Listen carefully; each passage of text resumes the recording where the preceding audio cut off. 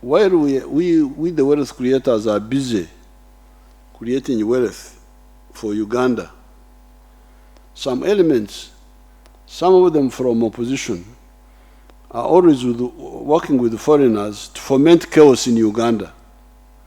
Riots, illegal demonstrations, illegal and inconsiderate processions, etc. These people are unfair and inconsiderate, and they should check themselves. We shall have no alternative but to check them. You must. Now, when you hear people talking of demonstrations, demonstrate, when you demonstrate in a place like Kampala, people are sitting on the roadside. They are sitting on the roadside. When I pass by boys there, they have got their chairs on the roadside. Are you going to step in people's products or trample their chairs, their furniture? You are playing. Do not have such ideas in your head. If you have got some good ideas, there was a time when Nakarema some time ago organized us, and on the weekend, on the Sunday when there was nobody on the road, we walked to Kororo and we were talking about corruption. So if you want, contact Nakarema on a day when there is no Sunday, there's no traffic here in the center. At least we can go to Kororo and talk nicely about whatever we want to talk about, but do not bring. Don't be tempted to bring chaos, step on people's products on the road. NEMA has in recent times been evicting people that had encroached on the wetlands against the law that was enacted in the year 1995 and our appeals ever since 1986. I remember very well that in 1986, I evicted the people that had invaded the Mavira forest following the order by Idi Amin that people should take over the forest because forests have no value and grow crops because they have more value. Sheer ignorance that is dangerous. Discussing with the local people in those areas how they should leave those wetlands and do alternative and more profitable enterprises such as fish farming and apple growing. There are the examples of the Limoto wetland in Parisa and Museveni in the covered area. Regarding the wetlands in Buganda, Teso, Lango, Acholi, etc., there was no encroachment at all. With the ones in Buganda, that is where we were fighting. This encroachment is recent and in spite of the law and our advice. The NRM sometimes uses soft methods to solve problems, even when the people are wrong. However, when it is a matter of life and death, or the destiny of Africa is at stake, we take a decisive and uncompromising stand. This is what mistake makers have failed to understand. And to the peril of everybody, including the mistake makers themselves.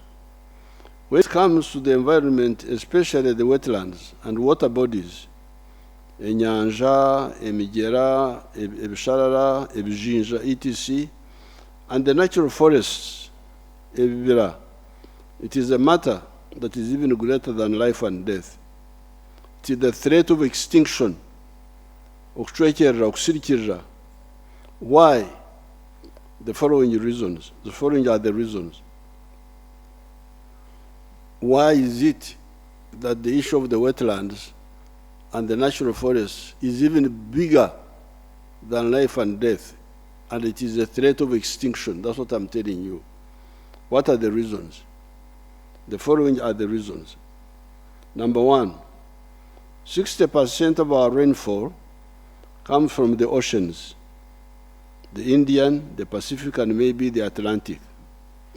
However, 40% of our rain comes from the local water and forest bodies, the natural forests, the lakes, the rivers, and the wetlands. Therefore, anybody to invade the lake shore, emyejego y'enyanja, the river, omugera, the wetlands, ekisharara, and the natural forest, ekibira, etc., is to work so hard to turn the whole of Uganda into a Karamoja in terms of rain. Some people, whether they know it or they don't know it, are not happy that we are getting so much rain. They would like the whole of Uganda to be like Karamoja. That's what they are working for. Bagala Uganda yonna efuuke nga Karamoja. The rain which God put for us here, the rain source, they want to dry it. Destroying the vegetation cover in the wetlands and forest areas makes the runoff water, omutunga, omukoka, alele, flow very fast and will not have time to sink in the soil. The water will just go quickly.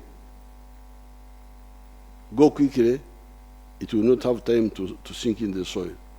The underground water will eventually dry up. What is all this if not a disaster? How can people work like this as if they don't know what they are doing? If you don't use your talents, God takes them away. This is the story in the Bible. God gives you talents, you don't use them, he says, you worthless servant, go away. That's what he says in the New Testament. How can we misuse our talents? The water for irrigation is here. The bigugu for mulching is here. The eshonzi, those who want to eat eshonzi, mudfish, is here. Just nearby, every hill below, you have water, like that. Then you say, bring water. What is here, near you? God has brought it everywhere. Nema, as to why they allowed people to settle in the wetlands and come later to evict them, is of course a good point. However, it does not exonerate the encroachers and their backers. Who does not know what a wetland is? Are you a Ugandan or are you from Europe?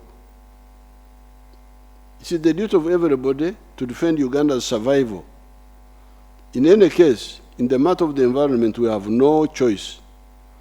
Uganda cannot be destroyed, and we simply watch.